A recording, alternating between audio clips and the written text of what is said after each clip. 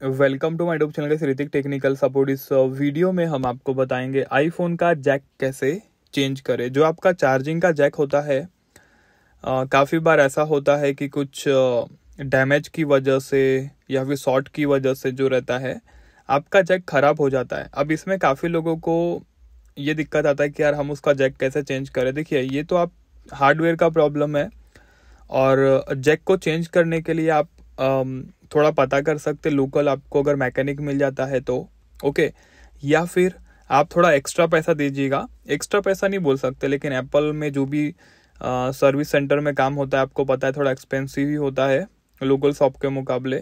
तो अगर आप उतना अफोर्ड करते हैं तो आप एप्पल सर्विस सेंटर अपने मोबाइल को भेज दीजिए, वहाँ पे आपका जैक चेंज हो जाएगा, ठीक है।